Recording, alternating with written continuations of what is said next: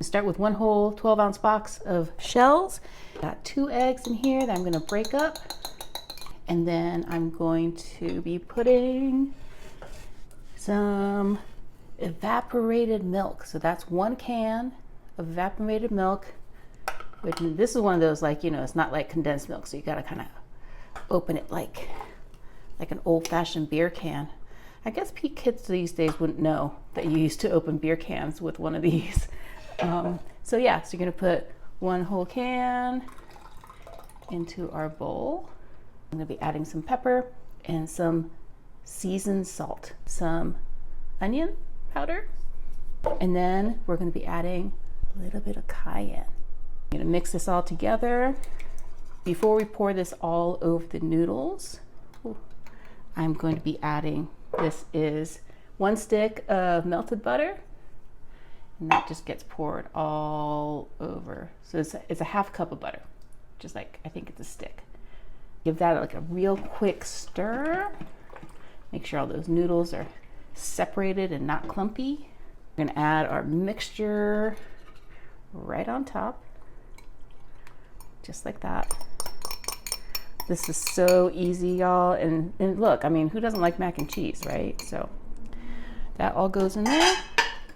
Give that a quick stir. And then obviously we're gonna have to bring in the star of the show, which is cheese. So I found this gourmet cheese blend. It's got 3 kinds of sharp cheddar cheese. It's gonna taste so amazing. So I'm gonna toss that in there. This is a 2-cup bag. I've got one more thing that we need to do to add to make this even cheesier, and that is a can of this cheddar cheese soup concentrate. So we're gonna pop that right in there. Ooh. And make sure we get all of it out.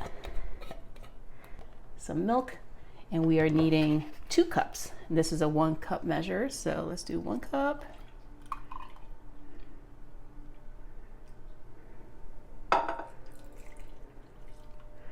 And 1 more cup. This doesn't even use an oven, guys. This is so easy. You can even take it just like this, straight to a potluck. And people will be like, ooh, mac and cheese. So I'm gonna stir this all together. Then we are gonna pop this on high for about 2.5, 3 hours. Ooh, look at that. It's been like a little over 2 hours in the crock pot on high. I'm just gonna give this a quick stir. And then we're gonna add a couple more final ingredients, just to make it even cheesier.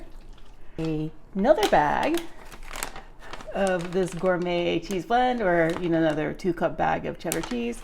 Just dump that all in. And then you're going to be adding just like a couple tablespoons of Dijon mustard. So I'm just gonna be eyeing that. Oops, got it all over my hand. That's about right. And then we're gonna be adding just a little bit of sweet paprika right on top like that.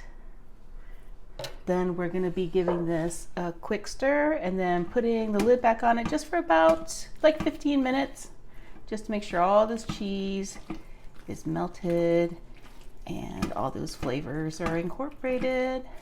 Ooh, so just gave it 15 more minutes for the additional cheese and a little extra flavorings to kind of like get all melded together, and it looks amazing. Let me go ahead and do a little taste test. Just do one little quick stir. Oh, cheesy and steamy.